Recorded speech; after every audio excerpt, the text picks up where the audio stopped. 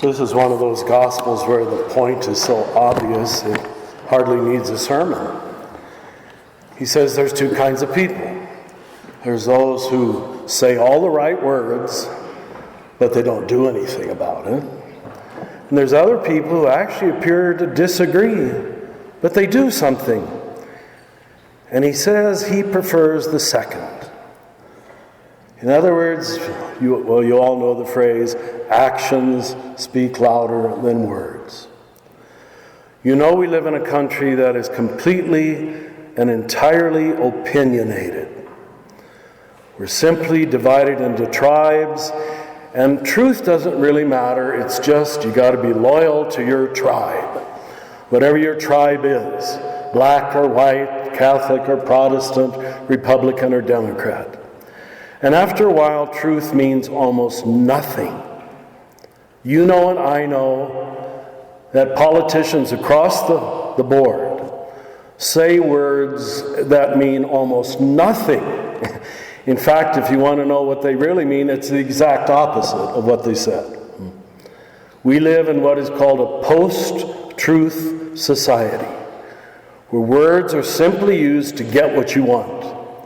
And the trouble is, most of us are naive enough and foolish enough to believe it.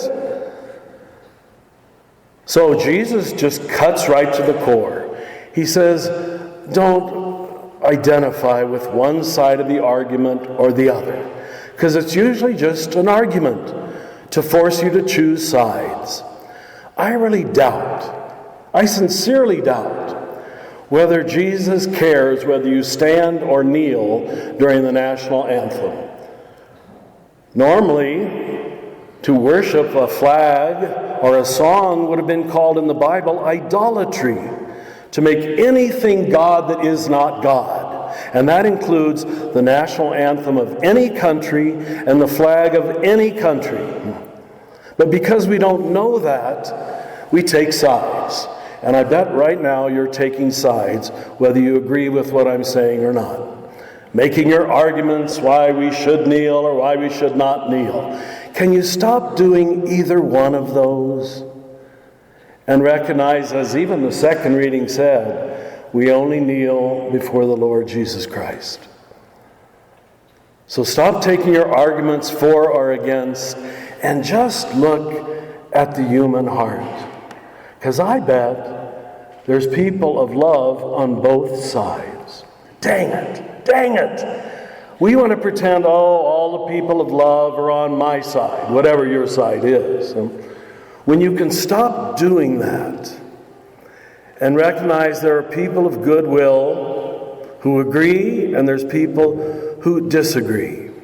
And as long as we keep joining these tribes of disagreement, I see little future for America.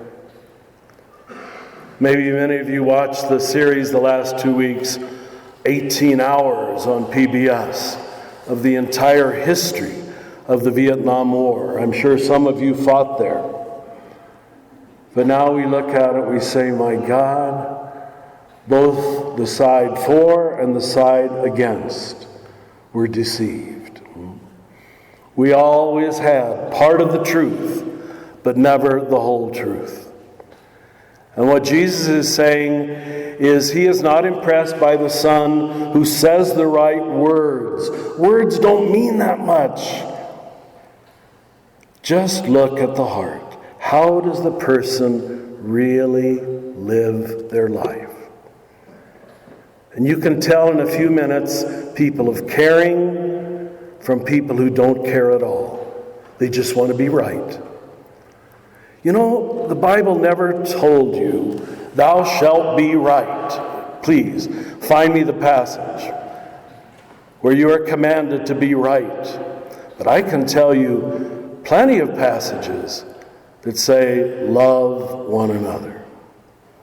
And there are people, by their own definition of love perhaps, who are trying to love on both sides, Republican and Democrat, black and white.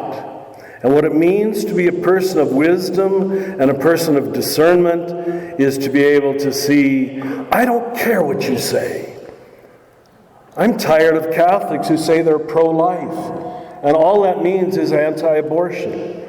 But they're entirely for capital punishment, they're entirely for war, they're against health care, and they say they're pro-life?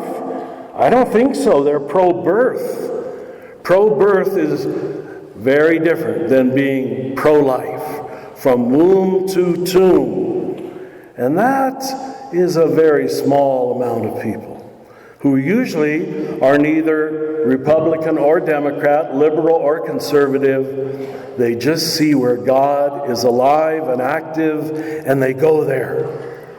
Brothers and sisters, go where the life is at.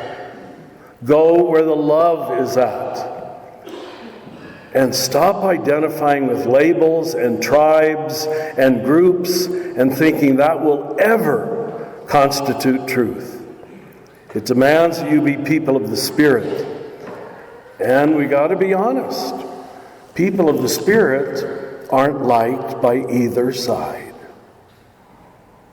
So you better be prepared, like Jesus was, to have nowhere to lay his head, neither on the Republican side nor the Democratic side. And if we don't have such bridge building and peacemaking in America, we won't have a country. Because we're not going to build by shouting louder and louder at one another.